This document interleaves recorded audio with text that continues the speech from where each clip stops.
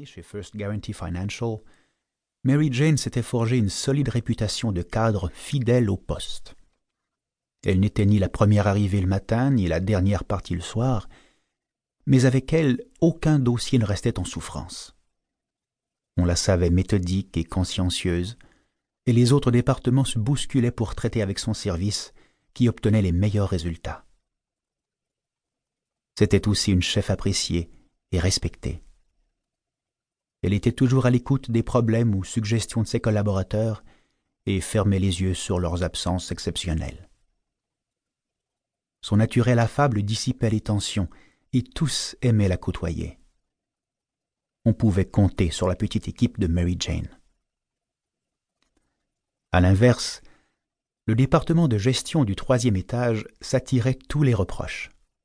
Obtus, défaitiste, mollasson, zombie, désagréable, lambin, bras cassés. Les mots ne manquaient pas pour fustiger ces canards boiteux devenus les souffre-douleurs de toute l'entreprise. Hélas, ces derniers traitaient l'essentiel des transactions de First Guaranty. Les cadres rivalisaient d'anecdotes sur leur compte, et ceux qui s'aventuraient dans leur bureau disaient qu'il y régnait une véritable ambiance de mort. Mary Jane se souvenait du fou rire qu'avait déclenché l'un de ses collègues en revendiquant le prix Nobel au motif qu'il croyait avoir décelé un signe de vie au 3e étage. Pourtant, quelques semaines plus tard, Mary Jane accepta d'être promue à la tête de ce département. Ce choix pouvait surprendre, étant donné ses excellents rapports avec ses collaborateurs qui avaient su la soutenir dans l'épreuve et surtout la réputation désastreuse du 3e étage.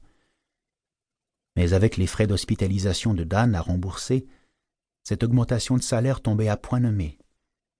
Alors il dit oui et devint ainsi la 3e personne affectée à ce poste en 2 ans. Le 3e étage.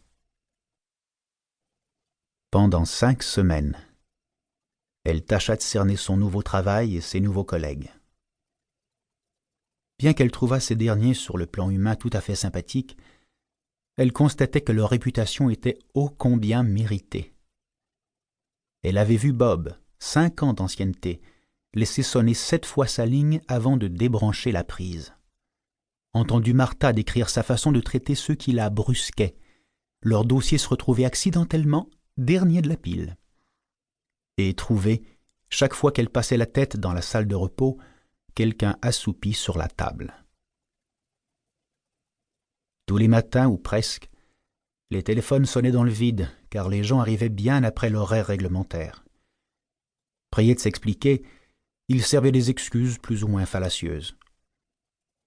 Ils semblaient fonctionner au ralenti, et le sobriquet de zombie n'était pas usurpé. Il fallait réagir au plus vite. Mais comment?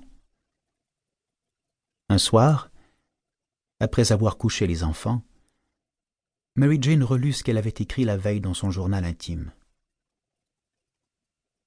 Vendredi était peut-être une journée froide et grise, mais comparée à l'atmosphère du bureau, c'était une journée d'été. Aucune énergie. Parfois, je peine à croire que le 3e étage abrite des êtres vivants. Il faut au moins une grossesse ou un mariage pour que les gens s'animent un peu. Rien ne les intéresse au quotidien. Je dirige 30 employés, dont la plupart accomplissent les mêmes tâches, de façon identique, depuis des années. Ce sont de braves gens, mais aucune étincelle n'habite leur regard. Ils sont complètement blasés.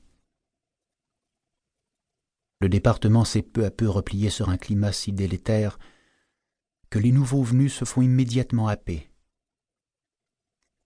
Quand je parcours l'allée séparant les bureaux paysagers, j'ai l'impression que l'air est dépourvu d'oxygène. J'ai du mal à respirer.